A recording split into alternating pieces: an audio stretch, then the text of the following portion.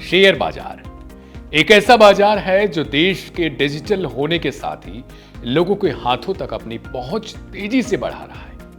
इस बाजार में आमतौर पर आपको खरीदने बेचने के लिए कहीं जाना नहीं होता है।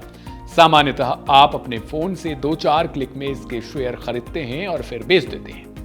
सवाल है कि यह कौन सा बाजार है और कैसे यह काम करता है। कई बार सुनने में आता है कि एक दिन में 3 लाख करोड़ डूब गया, 10 लाख करोड़ डूब गए या फिर आज 5 लाख करोड़ का प्रॉफिट हो गया और शेयर धारकों ने लाखों की कमाई कर ली।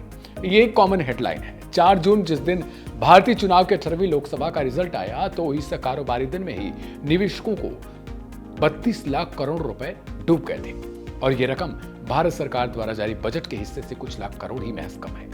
और फिर अगले ही कुछ दिनों में खबर आई कि कमाई कई लाख करोड़ रुपए बढ़ गई है। तो चलिए जानते हैं आखिर ये कैसे काम करता है।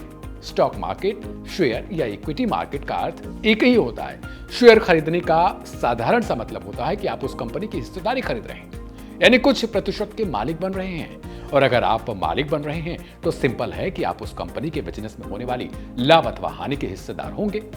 आइए इसे एक उदाहरण से समझते हैं। देखिए, मान लीजिए आपको एक बिजनेस करना है, जैसे मोबाइल शॉप, गैरेज, कोई सर्विस या कोई छोटी मोटी दुकान।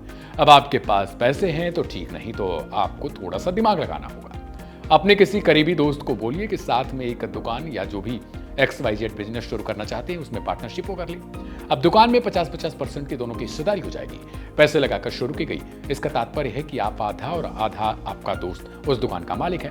अब दुकान फायदे में होगी तो जाहिर सी बात है दोनों को फायदा मिलेगा, या फिर अगर नुकसान होगा तो जाहिर सी बात है दोनों को घाटा होगा। ऐसा ही दोस्तों, अब अगर आप इसी दुकान में 3 और लोगों को जोड़ लेते हैं तो उसमें 5 लोग पार्टनरशिप में हो गए। अब पांचों 20-20% के शेयर के मालिक हो जाएंगे। अब ऐसे ही आप उसी दुकान में 100 लोगों को जोड़ देते हैं तो एक के पास 1% की हिस्सेदारी हो जाएगी। लेकिन यहां रुकिए, अगर आप इस कंपनी के 1-1% बांट देंगे तो मालिक हर एक व्यक्ति होगा और निर्णय लेना आपके लिए मुश्किल हो जाएगा, तकरार बढ़ जाएगी। इसलिए जो भी कंपनी का ऑनर होता है वो अपने पास 51% या उससे ऊपर का ही शेयर रखना चाहता है। इस मार्केट की शुरुआत 400 साल पहले मानी जाती है। डच ईस्ट इंडिया कंपनी, जैसे ईस्ट इंडिया कंपनी थी वैसे ही एक ये भी कंपनी हुआ करती थी। वो दुनिया के खोज समेत वहां के लिए व्यापार करने को निकलते थे, जहाजों यानी शिप्स द्वारा। तो जो ये काम करता था वो अकेले ये कर नहीं सकता था, क्योंकि उस जमाने में जहाज टूटने या फिर उसे लूटने या फिर उसके गुम होने का चांसेस ज्यादा हुआ करता था। फिर जो इनके मालिक थे उन्होंने एक दिमाग लगाया और कहा कि आम लोगों से कहा कि आप लोग इसमें पैसे लगाओ और जो कमाई होगी उसमें हम आपको बांटेंगे। यही कहानी आज शेयर मार्केट में चल गई है। अब ये 2 तरीकों से होता है शेयर की खरीद फरोख्त, प्राइमरी मार्केट और सेकेंडरी मार्केट। प्राइमरी यानी शुरुआती बाजार, जहां कंपनी अपने शेयर बेचती है, वो डिसाइड करती है उनके शेयर के प्राइस कितने होंगे। लेकिन हाँ, यहां ध्यान रखिए, इसकी निगरानी भी होती है। सेकेंडरी मार्केट वो है जहां जिन्होंने शेयर खरीदा वो अपने खरीदे हुए शेयरों का मोलभाव करते हैं और बेचते हैं। सेकेंडरी मार्केट डिमांड सप्लाई पर निर्भर करता है, यानी जितनी डिमांड बढ़ेगी उतनी ज्यादा इसके प्राइसेस में हाइक होंगे, या सप्लाई जिस हिसाब से रहेगी, जो चेन होती है सप्लाई और डिमांड की चेन, यहां कंपनी कुछ नहीं कर सकती है। हर देश के पास अपने स्टॉक एक्सचेंज होते हैं। अब बात करते हैं भारत की, तो यहां BSE और NSE जैसे 2 प्रमुख स्टॉक एक्सचेंज हैं। बॉम्बे स्टॉक एक्सचेंज में सूचीबद्ध कंपनियों की कुल संख्या तकरीबन 5246 है, जबकि 31 दिसंबर 2023 तक NSE यानी नेशनल स्टॉक एक्सचेंज में कुल संबंधित कंपनियों की संख्या 2266 थी।